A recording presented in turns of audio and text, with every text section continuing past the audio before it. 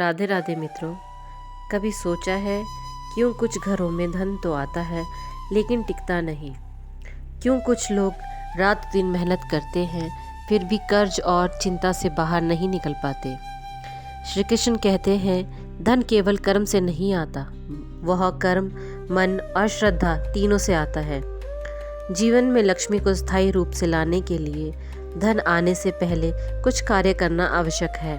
श्री कृष्ण ने स्वयं गीता और पुराणों में धन, कर्म और जीवन की पवित्रता के बारे में बताया है।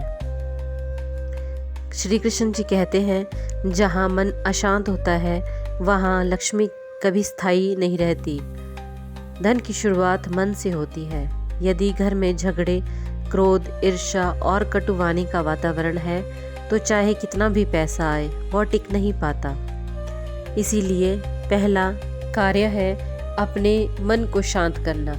हर सुबह दीपक जलाकर भगवान का स्मरण करें, श्री कृष्ण का नाम लें और मन को पवित्र प्रेम और करुणा से भरें। कृष्ण कहते हैं जब मन निर्मल होता है तब लक्ष्मी बिना बुलाए चली आती है। इसलिए सबसे पहले मन की शुद्धि करें क्योंकि यही धन का वास्तविक द्वार है। दूसरा उपदेश है दान। श्री कृष्ण कहते हैं दान वह बीज है जिससे धन का वृक्ष उगता है। धन पाने से पहले हमें देने की आदत डालनी चाहिए। चाहे छोटी सी रोटी गाय को दे दो, थोड़ा जल तुलसी को अर्पित कर दो या किसी ज़रूरतमंद की मदद कर दो, यही सबसे बड़ा पुण्य है। कृष्ण कहते हैं जो देता है वही पाता है। ब्रह्मांड भी उसी के प्रति उदार रहता है जो स्वयं उदार होता है। दान केवल पैसे का नहीं, भावना का होता है। यह ऊर्जा का आदान प्रदान है। जब आप देते हैं तो ब्रह्मांड उसी ऊर्जा को 100 गुना बढ़ाकर लौटाता है। तीसरा उपदेश है घर की पवित्रता। श्री कृष्ण कहते हैं जहाँ स्वच्छता, सुगंध और सत्य है वहीं लक्ष्मी का निवास होता है। कई लोग सोचते हैं कि केवल पूजा करने से धन आएगा, परंतु यदि घर गंदा, अव्यवस्थित और नकारात्मक ऊर्जा से भरा है तो लक्ष्मी जी वहाँ नहीं रुकती। इसीलिए रोज सूर्योदय से पहले उठो, घर में दीपक जलाओ, तुलसी को जल चढ़ाओ और मंत्र बोलो, ओम नमो भगवते वासुदेवाय। कृष्ण कहते हैं जहाँ तुलसी का वास है वहाँ मैं और मेरी लक्ष्मी दोनों वास करते हैं। इस प्रकार घर की शुद्धता ही धन और शांति दोनों को आकर्षित करती है। चौथा उपदेश है कर्म की शुद्धता। श्री कृष्ण ने गीता में कहा है कर्मण्येवाधिकारस्ते माँ फलेषु कदाचन, अर्थात अपने कर्म पर अधिकार रखो, फल की चिंता मत करो। जो व्यक्ति अपने कार्य को पूजा समझकर करता है वह न केवल सम्मान पाता है बल्कि स्थायी धन भी पाता है।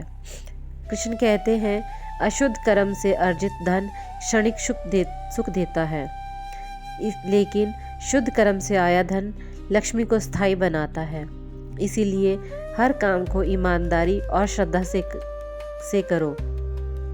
कभी किसी का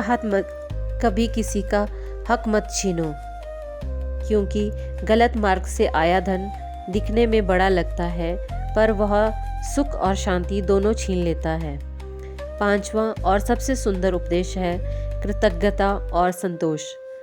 कृष्ण कहते हैं जो अपने पास के धन से संतुष्ट नहीं उसे ब्रह्मांड और नहीं देता। जब व्यक्ति अपने पास जो कुछ है उसके लिए आभार जताता है तो वह और अधिक पाने के योग्य बनता है। हर दिन ईश्वर को धन्यवाद दो, हे प्रभु जो दिया है वही पर्याप्त है। यही भावना जीवन में नई ऊर्जा भर देती है और उसी ऊर्जा से नए अवसर आते हैं। कृष्ण कहते हैं संतोष सबसे बड़ा धन है और कृतज्ञता उस धन की रक्षा। अब आप जान चुके हो कि धन आने से पहले कृष्ण जी क्या करने को कहते हैं। पहला, मन को शुद्ध करो। दूसरा, दान की भावना रखो। तीसरा, घर को पवित्र और स्वच्छ रखो। चौथा, कर्म को सच्चा और ईमानदार बनाओ। और पांचवा, कृतज्ञता और संतोष को अपनाओ। जब ये 5 बातें जीवन में उतर जाती है तो न केवल घर में धन आता है, बल्कि शांति, प्रेम और सौभाग्य भी स्थायी रूप से बस जाते हैं। कृष्ण जी कहते हैं, मैं वहीं वास करता हूँ जहाँ प्रेम, श्रद्धा और सत्य का संगम हो। इसीलिए अपने घर में एक दीपक जलाओ और अपने हृदय में श्रद्धा का दीपक जलाओ, क्योंकि जब श्रद्धा जागती है तभी लक्ष्मी स्थायी होती है। अगर यह वचन आपके हृदय को छू गए हों तो इस प्रेम को औरों तक पहुंचाइए, क्योंकि कृष्ण का ज्ञान बांटने से ही जीवन में कृपा बरसती है। और इस चैनल को सब्सक्राइब करें। राधे राधे। जय श्री कृष्ण।